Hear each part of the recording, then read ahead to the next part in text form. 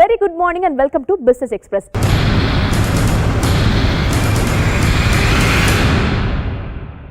இன்னைக்கு market trend down ஃபால்ல இருக்கு. என்எஸ்சியும் சரி பிஎஸ்சியும் சரி ரொம்பவே டவுன் ஃபாலா சந்திச்சிருக்கு. இன்னைக்கு மார்க்கெட் ட்ரெண்ட் ரொம்பவே டல்லா இருக்குப்பா அப்படின்ற மாதிரி நம்மளாம் யோசிச்சுட்டு இருக்கோம். பட் இருந்தாலும் இந்த மார்க்கெட்லயும் பல சூட்சமங்கள் இருக்கு. அந்த சூட்சமங்களை நம்ம தெளிவாக தெரிஞ்சுக்கிறதுக்காகவும் இன்னைக்கு மார்க்கெட்டை பத்தி அனலைஸ் பண்ணி பல அட்வைஸ் கொடுக்கறதுக்காகவும் mutual fund adviser Thiru Vijayakumar Krishnamurthy நம்ம கூட இணைஞ்சிருக்காரு. Let's welcome him. Let's meet him. Very good morning sir. Yeah, very good morning. Okay, welcome to the show. Thank you.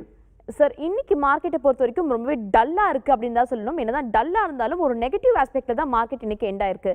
Nifty வந்துட்டு பொதுவாக எல்லாருமே சொல்லக்கூடியது இப்போ ரீசெண்ட் டைம்ஸில் என்ன சொல்லிட்டு இருந்தாங்கன்னா, நிஃப்டி வந்துட்டு 16,200 ரீச் ஆச்சுனாலே போதும் நமக்கு ஒரு ஐடியா கிடைக்கும் அப்படின்ற மாதிரி சொல்லியிருந்தாங்க. பட் 16,200 அது பிரேக் பண்ணி 16,150 வந்து இன்னைக்கு எண்ட் ஆயிருக்கு. ஸோ டெக்னிக்கல் ஆஸ்பெக்ட்ல இதை நம்ம எப்படி எடுத்துக்கலாம் சார்? நிஃப்டி வந்து லாஸ்ட் ஒரு ஃபியூ டேஸாவே வந்து இட் வாஸ் ரேஞ்ச் பவுண்ட் தான். ஆன் தி டவுன் சைட் பார்த்தா 15,750 15,800 மட்டும் வந்தது. ஆன் தி அப் சைட் பார்த்தாக்கா 16,400 பிரேக் ஆகல. ஒன்ஸ் மட்டும் 16,480 மட்டும் போச்சு. Then it came down. Okay, so it is actually trading என்ன ரொம்ப நேரோ ரேஞ்சில் தான் ட்ரேட் ஆகிட்டு இருக்கு. Between 16,800 15,800 and 16,400. இன்னைக்கு பார்த்தாக்கா கொஞ்சம் லேக்லஸ்டர் மூவ்மெண்ட் தான். இன்னைக்கு வந்து நிஃப்டி க்ளோஸ்டு 85 பாயிண்ட்ஸ் டவுன்ல. 16,200 நீங்க சொன்னீங்க definitely, but the sacrosanct level might be probably 16,050. இன்னும் ப்ரிசைஸா பார்த்தோம்னாக்க, ஏன்னா 16,050ல மல்டிபிள் டைம் சப்போர்ட் எடுத்திருக்கு இதுக்கு முன்னாடி. So as long as 16,050 holds, I still feel the upside is there.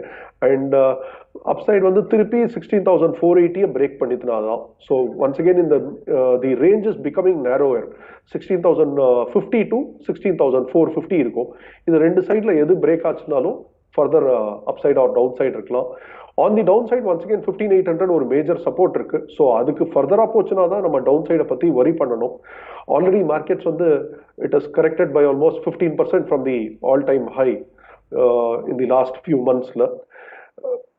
Markets are very volatile. இன்னைக்கு கூட பாத்தீங்கன்னாக்கா தி வாலட்டிலிட்டி இண்டெக்ஸ் வந்து it is moved up to 25 plus, 23ல இருந்து 25 பிளஸ்க்கு மூவ் ஆயிருக்கு. So the coming days, the coming weeks and months might not be very smooth. It is definitely going to be volatile. But we should look at all these things as very good opportunities for long-term investments. Okay, so investors-க்கு இது ஒரு right டைமா இருக்கும் investments பண்றதுக்கு அப்படின்ற மாதிரி சொல்லிருக்கீங்க sir. This can be a good opportunity. இதுதான் right டைமான்னு யாராலையும் ப்ரெடிக்ட் பண்ண முடியாது. Markets can come down from here also. Maybe another 10% correction கூட எதிர்பார்க்கலாம் மார்க்கெட்ஸ்ல. பட் அப்படி இருந்தாலும் it is another golden opportunity to invest into the markets. Okay. Sir, மார்க்கெட்டை பொறுத்த வரைக்கும் இது வரைக்கும் நிறைய அனலிஸ்ட் என்ன சொல்லியிருக்காங்கன்னா, இது ரீபவுன்ஸ் ஆகிறதுக்கான வாய்ப்புகள் அதிகமாக இருக்குது. இப்போ 16,150 இல்லை 16,200 பேசும்போது இது ரீபவுன்ஸ் ஆகும். 17,500 வரைக்கும் கூட ரீபவுன்ஸ் ஆகிறதுக்கான வாய்ப்புகள் அதிகமாக இருக்குது ஷார்ட் பொசிஷன்னால அப்படின்ற மாதிரி சொல்லியிருக்காங்க. இதை பற்றி உங்களோட ஒப்பீனியன் என்ன சார்? டெஃபினட்டா there is always a possibility. Markets வந்து எல்லாரையும் சர்ப்ரைஸ் பண்றதுக்கு தான் ட்ரை பண்ணும். இப்போ லாஸ்ட் ஃபியூ மந்த்ஸா வந்து we all know global scenario is not pretty good. யுக்ரைன்ல லாஸ்ட் பிப்ரவரியிலேருந்து யுக்ரைன் ரஷ்யா வார் இருக்கு. ஸோ அதனால வந்த இன்ஃப்ளேஷன், அதனால வந்த impact is across the globe. எல்லா கண்ட்ரீஸுமே எஃபெக்ட் ஆயிருக்கு. இன்ஃபேக்ட் ஒரு மேஜர் பாயிண்ட் நம்ம நோட் பண்ண வேண்டியது என்னன்னு பார்த்தோம்னாக்க, மற்ற கண்ட்ரீஸ்லாம் ஸ்டாக் மார்க்கெட் ஃபால் ஆன அளவுக்கு இந்தியாவில் அந்த அளவுக்கு எஃபெக்டிவா இருக்கல, அந்த அளவுக்கு ஃபால் ஆகல. Okay, so it shows that we are much more stronger than the other countries. So definitely there is always a possibility market rebound ஆகிறதுக்கு. In fact government ஓட recent ஸ்டெப்ஸ்லாம் பார்த்துருப்பீங்க. லாஸ்ட் வீக்கா அவங்க வந்து ஒன்று முந்தானத்து வந்து நியூஸ் மெட்டல்ஸ்க்கு வந்து இம்போர்ட் டேக்ஸ் இன்க்ரீஸ் பண்ணியிருக்காங்க. In fact they levied it. And பெட்ரோலில் இருக்கிற எக்ஸைஸ் வந்து second time they cut in the last 4-5 months. And once again இன்னைக்கு கூட there was a news that sugar stocks ஓட export வந்து லிமிட் பண்ண போறதா சொல்லிட்டு இருக்காங்க. So all these things are very very positive factors which are good for the market. எடுத்துக்கலாம். என்னன்னாக்க temporarily there will be a fall in those particular sectors like நேத்திக்கு metal இண்டெக்ஸ்லாம் வந்து it was almost down by 10 to 12% ஈஸியா. டாடா ஸ்டீலா இருக்கட்டும், JSW இருக்கட்டும், இல்லைனாக்கா செயிலா இருக்கட்டும், எல்லாமே 10% விழுந்திருந்தது. இன்னைக்கு அதே மாதிரி சுகர் ஸ்டாக்ஸ் வந்து it was all down by 5 to 8%. This might be temporary. இது வந்து longer runல it is good for the country. Overall economic. Okay, fine, sir. As talking about this petroleum price வந்துட்டு ரொம்பவே டிக்ரீஸ் ஆயிருக்கு, ரொம்பவேன்னு சொல்ல முடியாது, ஒரு குறிப்பிட்ட லெவலுக்கு டிக்ரீஸ் ஆயிருக்கு. இது ஒரு ஹாப்பியர் நோட்ல நம்ம எடுத்துக்கிட்டாலும் பட் இருந்தாலும் பெட்ரோலியம் கம்பெனிஸ்க்கு இது ஒரு பெரிய ஹியூஜ் லாஸ் கொடுக்கறதுனால பெட்ரோலியம் கம்பெனிஸோட ஹெட் பார்த்தீங்கன்னா நிறைய பேர் போயிட்டு ஃபினான்ஸ் மினிஸ்டர் மீட் பண்ணிட்டு இருக்காங்க. ஸோ திரும்ப பெட்ரோல் பிரைஸ் இன்க்ரீஸ் ஆகிறதுக்கான வாய்ப்புகள் அதிகமாக இருக்குன்ற மாதிரி சொல்றாங்க. Is that possible? See, we need to understand நம்ம பெட்ரோல் வந்து we are not producing in our country. Okay, petrol or diesel. We are only importing crude from other countries. The Ukraine-Russia tension nala definitely you all know last 3 months வந்து crude oil oda rate எங்க போயிருக்குன்னு it has gone to almost $110 per barrel. Okay, so definitely நம்ம வந்து அதுக்கோடைய reflection இங்க இருக்கதா இருக்கும். Okay, என்னதான் government வந்து புவர் மேன்காக ஒரு சப்சிடியை வந்து கொடுத்து ஆர் எக்ஸைஸை கட் பண்ணினா கூட ஸ்டில் டெஃபினெட்லி அந்த இம்பேக்ட் இருக்கதான் இருக்கும். ஸோ டெஃபினெட்லாக பெட்ரோல் ப்ரைஸ் ஹைக் இருக்கிறதுக்கான சான்ஸ் இருக்கு if this tension continues and if the price goes up again. இன்னும் ஃபர்தரா க்ரூடோட ப்ரைஸ் ஃபர்தரா மேலே போச்சுனாக்கா definitely government will be force to revise the price இருக்கலாம் டெஃபினெட்லாம். சார் அதே போல் எஃப்டிஐ ஈக்விட்டி இன்ஃப்ளோ அந்த மார்ஜினல் பார்த்தீங்கன்னா டவுன் ஆயிருக்கு. அமெரிக்கன் டாலர்ஸ் $58.77 பில்லியனுக்கு பார்த்தீங்கன்னா டவுன் ஆயிருக்கு இந்த ஃபினான்ஷியல் இயரில். இது இந்தியன் மார்க்கெட்டை பொறுத்த வரைக்கும் இந்தியன் ஸ்டாக் மார்க்கெட்டை பொறுத்த வரைக்கும் என்ன மாதிரியான ஒரு பாதிப்பை கிரியேட் பண்ணும் sir?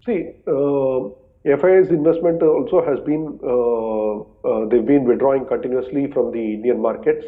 So last 6 months they've been continuously withdrawing from the market. They've been sellers. But இதை காம்பன்சேட் பண்ணுறதுக்கு ஒரு இது என்னன்னு பார்த்தோம்னாக்கா நம்ம DIIs have been investing more regularly. நம்மளோட மியூச்சுவல் ஃபண்ட் இன்வெஸ்ட்மெண்ட்ஸ் வந்து through SIPs monthly 11,500 crores it is coming. ஒரு probably ஒரு 5-6 years before பார்த்தோம்னாக்கா it would have been around 1,500 crores. Today it is around 11,500 crores. So this is actually compensating the outflow of FIIs or investment. So that should definitely do good. நம்ம வந்து we are only 3 to 4% of the population தான் invested, unlike US where it is 60% of the population that is invested in the stock markets, or even China for that matter where 12 to 14% of the population is invested. So நம்ம 4% இருந்து even if it grows to 10% we will be able to create ripples in the Indian stock மார்க்கெட்ல. Sir அதே போல வீட்டோட rate increase ஆகிறதுனால export பண்ணக்கூடாது அப்படின்னு சொல்லிட்டு பேன் பண்ணியிருந்தாங்க. ஆன் தி அதர் சைட் பார்த்தீங்கன்னா சுகரோட ப்ரைஸுமே அப்படியே கிராஜுவலாக இன்க்ரீஸ் ஆகிட்டு வரதுனால இதோட எக்ஸ்போர்ட் கூட பேன் பண்ணுறதுக்கான வாய்ப்புகள் அதிகமாக இருக்குது அப்படின்ற மாதிரி சொல்லியிருக்காங்க. ஸோ இந்தியன் மார்க்கெட்டை பொறுத்த வரைக்கும் இது எப்படிப்பட்ட ஒரு எஃபெக்டை கொண்டு வரும், அதே போல் இந்த நோட்டை எடுத்துக்கும் போது இன்வெஸ்டர்ஸ் என்ன மாதிரியான இன்வெஸ்ட்மெண்ட்லாம் பண்ணலாம்? ட்ரூ, நீங்கள் சொல்கிறது 100% ரைட்டு. வீட்டோட ப்ரைஸஸ் இன்க்ரீஸ் ஆகிறதுனால வந்து எக்ஸ்போர்ட் கர்ப் பண்ணுறாங்க. அண்ட் இன்னைக்கு வந்து நியூஸ் தான் இந்த சுகரோடது எக்ஸ்போர்ட்ஸ் கூட கர்ப் பண்ண போகிறதா, லிமிட் பண்ண போகிறதாக. See basically I feel that இது எல்லாமே வந்து இன்ஃப்ளேஷனை ரெடியூஸ் பண்ணுறதுக்கான ஒரு மூவாக இருக்கலாம் from the government where it will increase the supply into the domestic front la. Adanaala I think it will be beneficial to our country where inflation will come down. Stock மார்க்கெட்டை தாண்டி பெரும்பாலான மக்கள் invest பண்ணக்கூடிய ஒரு category என்னன்னு பார்த்தீங்கன்னா gold. பொதுவாக வந்துட்டு டாலர்ஸோட மதிப்பு இன்க்ரீஸ் ஆகும்போது கோல்டோட ரேட்டுமே இன்க்ரீஸ் ஆகும். பட் டாலர்ஸோட மதிப்பு ஏறுது, ஆனாலும் கோல்டோட ரேட் இன்க்ரீஸ் ஆகாமல் இருக்கு. ஸோ கோல்டில் இது இன்வெஸ்ட் பண்ணுறதுக்கு சரியான முறையாக இருக்குமா, சரியான தருணமாக இருக்குமா? கோல்டு வந்து இஸ் ஆக்சுவலி ஹெட்ஜிங் இன்ஸ்ட்ருமெண்ட் தான். அது 10% ஆஃப் தி போர்ட்ஃபோலியோ நம்ம வந்து கோல்டில் இன்வெஸ்ட் பண்ணிருக்கலாம். அதுக்கு மேலே நான் இன்வெஸ்ட் பண்ண சொல்லி ரெக்கமெண்ட் பண்ணுறது கிடையாது. 2011 இன்டர்நேஷனல் ப்ரைஸஸ் எடுத்தீங்க வச்சுக்கோங்களேன், 2011 or 12 கோல்டோட ப்ரைஸ் வந்து $1,975 ounce வந்து தொட்டுது. அதுக்கப்புறமா அதை பிரேக் ஆகிறதுக்கு இட் டுக் ஆல்மோஸ்ட் டெக்கேட். 2020 தான் அதை தாண்டி போச்சு. Okay, till then from $1,975 it came down to $1,250. Right? And அங்கிருந்து it has come back to $2,075. $2,075 போயிட்டு கூட திரும்ப அது வந்து $1,850 தான் ட்ரேட் ஆயிட்டு இருக்கு. இன்டர்நேஷனல் பிரைசஸ்ல கோல்டு வந்து it's not appreciated that much in the லாஸ்ட் 10 years. பட் டொமெஸ்டிக்கலி கொஞ்சம் வேரியேஷன் இருக்கு. டெஃபினட்டா இட் ஹாஸ் இன்க்ரீஸ்ட். மெயினா அதுக்கு 2 ரீசன்ஸ் சொல்லலாம். நம்ம ஒன்று வந்து the increase in import duty. 2% இருந்த இம்போர்ட் டியூட்டி வந்து it increase to 12% almost. Right? இன்னொன்று depreciation of our Indian rupee. right? USD க்கு against Indian rupee வந்து 2011-12 maybe it was at around 45-50 rupees. From there it has come down to 75-80 rupees now, right? So இது ரெண்டு ரீசன்னால தான் இந்தியாவில் gold prices increase ஆயிருக்கு. But I don't really recommend it as a investment. ஒவ்வொரு அக்ஷய திருத்தியைக்கும் I release a video on YouTube also where I clearly mentioned Akshaya Tritiya day முடிஞ்சதுக்கு அப்புறம் next couple of monthsல the prices have fallen. Okay, so நம்ம 10 இயர்ஸ்க்கு நம்ம யாருமே பாதர் பண்ணல கோல்டில் இன்வெஸ்ட் பண்ணிட்டு அது ஈவன் தோ ப்ரைஸஸ் வந்து எஸ்கலேட் ஆனாலும் இல்லைனாக்கா இன்க்ரீஸ் ஆகலைன்னா கூட நம்ம வந்து பாதர் பண்ணல. அதே வியூவோட ஸ்டாக் மார்க்கெட்டில் இன்வெஸ்ட் பண்ணோம்னா we will get fantastic returns. Okay fine sir, இது ஒரு ஐ ஓப்பனிங்கான ஸ்டேட்மெண்ட்டாக இருக்கும்னு நினைக்கிறேன். Because I don't consider it as a investment அப்படின்னு சொல்கிறது நிறைய பேருக்கு ஷாக்கிங்காக இருக்கும். பிகாஸ் கோல்டு தான் ஒரு பெரிய இன்வெஸ்ட்மெண்ட்டாக இருக்கும். அதை தாண்டி ஸ்டாக் மார்க்கெட் இஸ் என்கரேஜபிள் அப்படின்ற மாதிரி நீங்கள் சொல்லியிருக்கீங்க. It's a good note. நிறைய பேருக்கு இது புரியறதுக்கான தருவாயாக கூட அமையும் சார். கோல்டில் அதுவும் வந்து நம்ம ஃபிசிக்கலாக வாங்குற ஜுவல்லரி வந்து it is only to satisfy the female folk மட்டும்தானே தவிர, பட் ஜுவல்லரி வாங்குறது வந்து it's not a investment at all. அது வந்து ஒரு எக்ஸ்பென்ஸாக நம்ம ட்ரீட் பண்ணி வீட்டில் இருக்கிறவங்களுக்கு ஜுவல்லரி வாங்கி கொடுத்தரணும். அதை இன்வெஸ்ட்மெண்ட்டாக நம்ம ட்ரீட் பண்ணக்கூடாது. இன்வெஸ்ட் பண்ணுறதா இருந்தால் டிஜிட்டல் கோல்டு இருக்கு, கோல்டு சாவரன் பாண்ட்ஸ் இருக்கு. ஸோ அது மாதிரி இன்வெஸ்ட் பண்ணிக்கலாம். அது கூட I recommend only 10-15% of the portfolio, that's all. Okay fine sir. And then இப்போ இருக்க டல்லான மார்க்கெட்டில் மியூச்சுவல் ஃபண்ட் இன்வெஸ்ட்மெண்ட்டுக்கு எப்படிப்பட்ட ஒரு டூலாக உதவக்கூடிய வாய்ப்புகள் இருக்குது சார்? மார்க்கெட் டல்லா இருக்குன்ட்டு நான் ஃபீலே பண்ணல ஆக்சுவலாக. எனக்கு I feel that market is giving us a very good opportunity to invest. So எனக்கு வந்து இன்னைக்கு டி நகரில் குளோபஸில் ஆர் எனி அவுட்லெட்ல வந்து ஒரு ஜீன் வாங்கினா இன்னொரு ஜீன் ஃப்ரீன்னு சொன்னாக்க பீப்புள் வில் ரஷன். ஆடி மாச தள்ளுபடிக்கு நம்ம போய் ரஷன் பண்ற மாதிரி மார்க்கெட் வந்து கன்சாலிடேட் ஆகி சீப்பர் பிரைஸ்க்கு நம்மளுக்கு shares கிடைக்குதுனாக்க this is a time we should actually have a mad rush into the market to buy shares. I will look at it as a opportunity. இங்கேயும் by பண்ணிக்கலாம், இன்னொரு 10% ஃபால் இருந்தாலும் கண்டிப்பா by பண்ணிக்கலாம். next 10 years it is going to be a very good growth story for our country. So அடுத்து ஒரு 5 years 10 years plan பண்ணி நம்ம இன்வெஸ்ட் பண்ணிட்டோம்னா, ஒரு நல்ல போர்ட்ஃபோலியோ கிரியேட் பண்ணோம்னா, I am sure we will make handsome returns. Okay fine. நான் என்ன ஆஸ்பெக்டில் கேட்டேன்னா, நிறைய பேருக்கு வந்துட்டு ஒரு இன்வெஸ்ட்மெண்ட் பண்ணுறோன்னா இமீடியட் ரிட்டர்ன்ஸ் வேணும் அப்படின்ற ஒரு பெரும் மதிப்பு அவங்க எதிர்பார்க்கக்கூடியதாக இருக்குது. ஸோ வாங்கலான்ற ஆஸ்பெக்டை தாண்டி விற்கலான்ற ஆஸ்பெக்டில் யோசிக்கிறவங்களுக்கு இது கொஞ்சம் டல் மார்க்கெட்டாக இருக்கிறதுக்கான சான்சஸ் இருக்கும்ல சார்? அந்த ஆஸ்பெக்டில் தான் கேட்டிருந்தோம். ஒன்ஸ் அகேன் நம்ம வந்து இந்த ஷார்ட் டேர்ம்ல ஸ்டாக் மார்க்கெட்ல காசு பண்ண முடியும், இதுல வந்து மந்த்லி எனக்கு சேலரி மாதிரி இன்கம் ஏர்ன் பண்ணலாம் அப்படிங்கிற நினைப்பை விட்டுட்டு நம்ம வந்து இது ஒரு லாங் டேர்ம் வெல்த் கிரியேஷனா நம்ம பிளான் பண்ணோம். ஒரு லேண்ட் வாங்குறோம்னாக்கா we don't look at selling it for 10 years. Even gold நீங்க சொன்னதை இன்வெஸ்ட்மெண்ட்டா எடுத்துக்கிட்டு நம்ம வந்து வாங்கினா கூட அதை வந்து அட்லீஸ்ட் ஒரு 5 to 10 years நம்ம விற்கிறத பத்தி யோசிக்கவே மாட்டோம் நம்ம. அதே மாதிரி ஸ்டாக் மார்க்கெட்டும் அடுத்த ஒரு 10 yearsக்கு நம்ம விற்காம இருக்கணும், அதுல வெல்த் கிரியேட் பண்றதுக்கு யூஸ் பண்ணிக்கணுங்கிறது தான் நம்மளோட ஆட்டிடியூடா இருக்கணும். Rather than trying to think அடுத்த 3 monthsல இது வந்து எனக்கு ரிட்டர்ன் கொடுக்கணும் ஆர் 6 monthsல கொடுக்கணும் அப்படின்ட்டு நம்ம நினைக்கிறத விட. சார், பொதுவாக மியூச்சுவல் ஃபண்டில் இன்வெஸ்ட் பண்ணுறவங்க நிறைய பேருக்கு இருக்கக்கூடிய ஒரு பெருமான பயம் என்ன இருக்குன்னா, சேஃபாக இருக்குமா அப்படின்றது தான். சுற்றி இருக்கவங்க நம்ம இன்வெஸ்ட் பண்ணணும்னு நினச்சாலும் வந்துட்டு மியூச்சுவல் ஃபண்ட் சேஃபா அப்படின்ற மாதிரி ஒரு பெரிய கொஸ்டின் மார்க் நம்ம முன்னாடி வைப்பாங்க. ஸோ அப்படி இன்வெஸ்ட் பண்ணுறவங்களுக்கு சேஃபர் ஆஸ்பெக்டில் அவங்க என்னெல்லாம் பார்க்க வேண்டியது இருக்குது? ஓகே, பேசிக்கலி என்னன்னா மியூச்சுவல் ஃபண்ட்ஸ்னாலே நம்ம வந்து ஒரு பயமாக தான் எடுத்துகிட்டு இருக்கோம். அதில் வந்து எஸ்பெஷலி அதில் ஒரு டிஸ்க்ளைமர் வேற போடுறோம், நம்ம மியூச்சுவல் ஃபண்ட்ஸ் இன்வெஸ்ட்மெண்ட்ஸ்லாம் சப்ஜெக்ட் டு மார்க்கெட் ரிஸ்க் அப்படின்ட்டு. பட் லாங்கர் டேர்மில் பிளான் பண்ணோம்னாக்கா டெஃபினட்டாக வந்து இதில் வந்து ரிஸ்க் ரொம்ப ரொம்ப கம்மி. ஷார்ட் டேர்ம்ல தான் அது வாலடைலிட்டி இருக்கும், மேலே கீழே போகும் உங்களுக்கு. அதனால தான் நம்ம வந்து அந்த பயம் வருது. ஆக்சுவலா நம்ம ஒரு லேண்டை வாங்கினோம் வச்சுக்கோங்களேன், டெய்லி போய் இன்னைக்கு என்ன பிரைஸ்ன்னு நம்ம கேட்கறது கிடையாது, போய் பார்க்கறது கிடையாது. அட்லீஸ்ட் ஒரு 5 இயர்ஸ்க்கு நம்ம போய் பார்க்க கூட மாட்டோம் என்ன பிரைஸ் வந்திருக்குன்னு. அதே மாதிரி ஒரு ஆட்டிடியூட்ல, அதே மாதிரி ஒரு கண்ணோட்டத்துல நம்ம வந்து ஸ்டாக்ஸ்லயோ இல்லை மியூச்சுவல் ஃபண்ட்ஸ்லயோ இன்வெஸ்ட் பண்ணோம்னாக்க டெய்லி அதை பார்க்காம லாங்கர் டேர்முக்கு ஒரு கம்பெனி வந்து நம்ம இன்வெஸ்ட் பண்ணோம்னாக்க அது வளரணும், அது வளர்ற அந்த வியூக்கு நம்ம வெயிட் பண்ணி வளர்ந்ததுக்கு அப்புறமா நம்ம வந்து then we can think on whether we should sell it or we should hold it அப்படின்ட்டு. ஸோ நிறைய கம்பெனிஸ் இருக்கு. அது மாதிரி பார்த்தீங்கன்னாக்கா இன்னைக்கு பேங்கிங் செக்டார் எடுத்தோம்னாக்கா மேஜர் பேங்க்ஸ்லாம் இருக்கு. HDFC பேங்க் இருக்கு, ஆக்சிஸ் பேங்க் இருக்கு, ICICI பேங்க் இருக்கு, பப்ளிக் செக்டார்ல ஸ்டேட் பேங்க் இருக்கு. இதெல்லாம் வந்து என்னைக்குமே திவாலாகிறதுக்கான chances very very less. Okay, 1 or 2%. State bank வந்து இந்தியாவோட லார்ஜஸ்ட் பப்ளிக் செக்டார் பேங்க். இதை வந்து க்ளோஸ் பண்றதுக்கான வாய்ப்புங்கிறது கிடையவே கிடையாது, அன்லஸ் நம்ம இந்தியன் எக்கானமியே வந்து 0 ஆனா தான் உண்டு உங்களுக்கு, ரைட்? அந்த மாதிரி ஒரு சிச்சுவேஷன்ல நான் வந்து ஸ்டேட் பேங்க்ல ஃபிக்ஸட் டெபாசிட் 1 கோடி ரூபாய் போடுறதுக்கு கூட தயங்க மாட்டேன், கரெக்ட்டுங்களா? ஆனா 1 கோடி ரூபாய்க்கு நான் ஸ்டேட் பேங்கோட ஷேர்ஸை வாங்கி வச்சுக்கிறதுக்கு மட்டும் நான் ஏன் ஹெசிடேட் பண்ணணும்? By investing in that company, I am a part of that company, and that will give us very good returns. Dividends varum namakku, share oda price appreciation irukum. All these benefits we will get. இப்போ current scenario பார்த்தீங்கன்னா sir, youngsters நிறைய பேர் வந்துட்டு invest பண்ணணும்னு நினைக்கிறாங்க. ஆனால் அவங்களுக்கு வரக்கூடிய ரிட்டர்ன்ஸ் எப்படி இருக்கணும்னா இமீடியட்டான ரிட்டர்ன்ஸ் இருக்கணும், அதே போல் ஹியூஜ் ரிட்டர்ன்ஸ் இருக்கணும்ன்ற எதிர்பார்ப்புனாலே எஃப்என்டோலையும் கிரிப்டோலையும் நிறைய விஷயங்களை அவங்க இன்வெஸ்ட் பண்ணிட்டு இருக்காங்க. ஸோ உங்கள் பாயிண்ட் ஆஃப் வியூவில் நீங்கள் எப்படி பார்க்குறீங்க? ஸோ ஆடியன்ஸ் பார்த்துட்டு இருக்கக்கூடிய யங்ஸ்டர்ஸ்க்கு நீங்கள் சொல்லக்கூடிய அட்வைஸ் என்னவா இருக்கும் இதை பற்றி? ஓகே, எஃப்என்டோ ஃபியூச்சர்ஸ் அண்ட் ஆப்ஷன்ஸ் வந்து நான் டெஃபினட்டாக என்னோட கிளைண்ட்ஸ்க்கே ரெக்கமெண்ட் பண்ண மாட்டேன். ஓகே, அது வந்து பேசிக்லி ட்ரேடர்ஸ்க்காக தான். ட்ரேடர்ஸ் இந்த ஃபியூச்சர்ஸ்ங்கிற கான்ட்ராக்டை இன்ட்ரடியூஸ் பண்ணதே வந்து ஒரு ஹெட்ஜிங் பர்பஸ்க்காக தான் இன்ட்ரடியூஸ் பண்ணது. ஸோ லாங்கர் டேர்மில் நம்ம இன்வெஸ்டடாக இருக்கணும்னாக்க நம்ம வந்து கேஷ் மார்க்கெட்டில் இருக்கிறது பெட்டர். அண்ட் யங்ஸ்டர்ஸ்க்கு வந்து டெஃபினட்டாக நான் வந்து ஒரு போர்ட்ஃபோலியோவை கிரியேட் பண்ணிவிட்டு அவங்க they should wait for a longer டேர்ம்ங்கிறத அட்வைஸ் பண்ணுவேன். எஃப்என்டோ அவாய்ட் பண்ணுறது கண்டிப்பாக is my sincere advice. But definitely நம்ம எல்லாருக்குமே வந்து அந்த டெம்டேஷன் இருக்கும் எஃப்என்டோவில் பண்ணுறதுக்கு. ஸோ ஒரு போர்ட்ஃபோலியோ வச்சுட்டு அதை வந்து ஹெட்ஜ் பண்ணுறதுக்கு ஒரு அட்வைஸரோட சப்போர்ட்டோட பண்ணுறது வில் பி பெட்டர். ஹெட்ஜ் பண்ணுறதுக்கு நம்ம பண்ணிக்கலாம் ஃபியூச்சர் அண்ட் ஆப்ஷன்ஸ். கிரிப்டோ கரன்சியை பொறுத்த மட்டும் அது வந்து இன்னும் it is not within my limits for me to explain.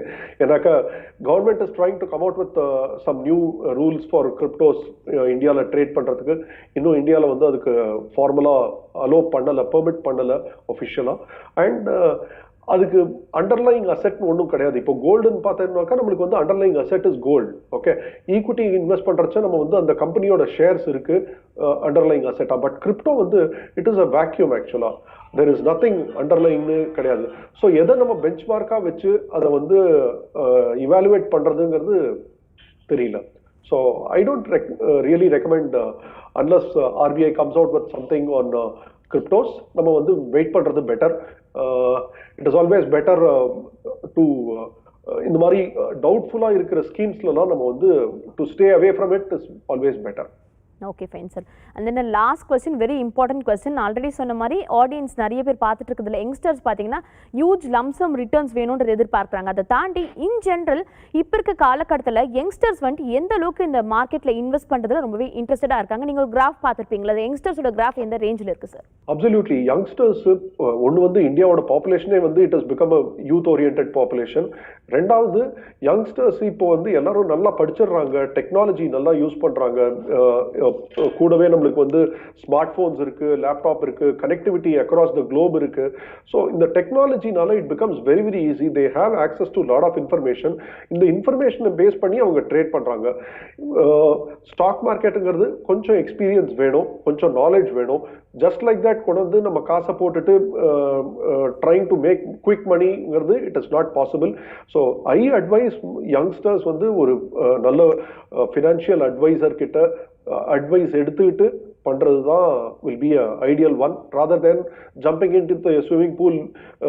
தனியா யாரும் இல்லாத போது நம்ம ஸ்விமிங் பூல்ல குதிச்சுட்டு கத்துக்கிற ட்ரை பண்றது எவ்வளோ ரிஸ்கியோ அதே மாதிரி தான் இதுவும் equally risky.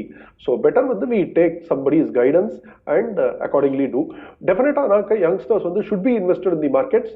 I will prefer them to be invested for long term. SIP will be a very good route to create a corpus. ஒன்று கார்பஸ் கிரியேட் பண்ணுறதுக்கும் அது ரொம்ப நல்லா இருக்கும். அட் த சேம் டைம் இந்த மார்க்கெட்டோட வாலட்டிலிட்டியும் அது வந்து நம்மளுக்கு அட்ஜஸ்ட்மெண்ட் கொடுத்துரும்.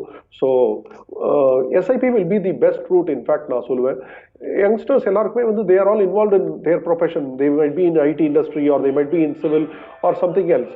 ஸோ அவங்களுடைய மெயின் இண்டஸ்ட்ரியை விட்டுட்டு இது ஸ்டாக் மார்க்கெட்டில் அவங்க டைமை ஃபோக்கஸ் பண்ணாமல் let them take the advice of a financial advisor or go through mutual funds where இவங்களுடைய டைம் ஸ்பெண்ட் பண்றது வந்து கம்மியா இருக்கும். ஸோ இவங்க டைம் ஸ்பெண்ட் பண்ணாம how they can create wealthங்கிறத பார்க்கலாம். Thank you so much sir. பொதுவாக வந்துட்டு இன்வெஸ்ட்மெண்ட் அப்படின்ற ஒரு ஆஸ்பெக்டை மட்டும் தாண்டி இன்னைக்கு நீங்கள் எங்களுக்கு கொடுத்துருக்கக்கூடிய அட்வைஸ் என்னன்னு பார்த்தீங்கன்னா ஜென்ரலாக வாட் இஸ் இன்வெஸ்ட்மெண்ட், இன்வெஸ்டர்ஸ் என்னென்ன விஷயங்களெல்லாம் எடுத்துக்கணும், அதே போல் யாரெல்லாம் டைம் ஸ்பெண்ட் பண்ணலாம், யாரெல்லாம் மற்றவங்களோட அட்வைஸ் கேட்டு தெரிஞ்சுக்க வேண்டியது அவசியமாக இருக்குன்ற மாதிரி ஒரு டீட்டெயிலான எலாபரேட்டான எக்ஸ்பிளனேஷன் கொடுத்துருக்கீங்க. It will be very much helpful for the audience sir. Thank you. Thanks a lot for this opportunity. I look forward to you. Thank you. Sir. Bye. இன்னைக்கு mutual fund advisor Vijayakumar Krishnamurthy அவர்கள் நமக்கு டீட்டெயிலான பல விளக்கங்களை கொடுத்திருப்பாரு. ஸோ இன்னைக்கு market டல்லா இருக்கு நம்ம எடுத்துக்கிட்டாலும் அவரோட பாயிண்ட் ஆஃப் வியூல it is not a dull market, இன்வெஸ்ட்மெண்ட்டுக்கான கரெக்டான டைம் இது அப்படின்ற மாதிரி சொல்லியிருக்காரு. ஸோ இந்த டைமை யூட்டிலைஸ் பண்ணி நிறைய பேர் இன்வெஸ்ட் பண்றதுக்காக காத்துட்டு இருப்பீங்க. அது மட்டும் இல்லாமல் நாளைக்கும் இன்னும் பல அப்டேட்ஸ் உங்களுக்காக காத்துட்டு இருக்கு. ஸோ நாளைக்கு 9:30க்கும் தயாராருங்க. இன்னும் பல அப்டேட்ஸோட இன்னொரு ஸ்பெஷலிஸ்டோட உங்களை வந்து சந்திக்கிறேன். Until then, this is me Kritika telling bye from you all.